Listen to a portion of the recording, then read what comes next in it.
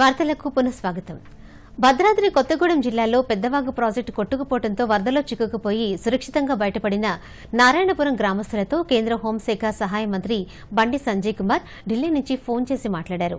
Peddavagu project కొట్టుకుపోవడం వల్ల జరిగిన ప్రాణ ఆస్తి నష్టం వివరాలను అడిగి తెలుసుకున్నారు. ఈ సందర్భంగా గ్రామస్తులంతా తమ ప్రాణాలను కాపాడిన ఎన్డీఆర్ఎఫ్ సిబ్బందికి కృతజ్ఞతలు తెలిపారు. సకాలంలో ఎన్డీఆర్ఎఫ్ సిబ్బంది రావడం వల్లే తాము బతికి బయటపడ్డామన్నారు. ఈ సందర్భంగా కేంద్ర ప్రభుత్వానికి హోంమంత్రి అమిత్ షా, బండి సంజయ్లకు వారు ధన్యవాదాలు తెలిపారు.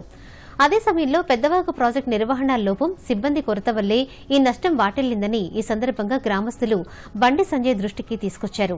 పెద్దవాగు ప్రాజెక్టు మాత్రమే తెలంగాణ పరిధిలో ఉందని, ఈ వాగు పరిధిలోని దాదాపు 16,000 ఆయకట్టు పూర్తిగా ఏపీలో ఉండడంతో ప్రాజెక్టును పట్టించుకునే నాథుడే కరువయ్యారన్నారు.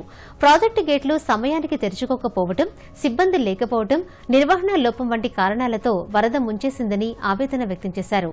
వరద వల్ల దాదాపు 200 ఎకరాల్లో ఇసుక మేట వేసిందని, 15,000కు పైగా పామాయిల్ మొక్కలు ఇసుక మేటలో కూరుకుపోయి పంట పూర్తిగా నష్టమైందని వాపోయారు. ఇక్కడే మాకు ఆదుకునే పెద్దవాగు ప్రాజెక్ట్ అని ఒక 3 లాకులతో ఉన్న ప్రాజెక్ట్ ఉంది సార్. ఆ ప్రాజెక్ట్ లోపల భాగంలో మేము ఉంటాం సార్. దాని ప్రభావం వల్ల ఈ 10 సంవత్సరాల నుంచి కూడా దాన్ని మెయింటెనెన్స్ చేస్తారు. ఎవరు పట్టించుకున్న నాదులు లేదు సార్ ఆ ప్రాజెక్ట్ ని. కనీసం అక్కడ లస్కర్లు కానీ, వర్క్ ఇన్స్పెక్టర్లు కానీ, ఏఈలు కానీ ఎవరు కానీ లేదు సార్. ఇక్కడ గేట్లు నిర్వీర్యం అయిపోయినాయి సార్. బిఫోర్ లాస్ట్ ఇయర్ కూడా 1,90 లక్షలు పెట్టి చేయించారన్నారు కానీ ఒక గేట్ కూడా వేసే పరిస్థితి లేదు సార్ అక్కడ. ఆ గేట్లు లేకపోవడం వల్లే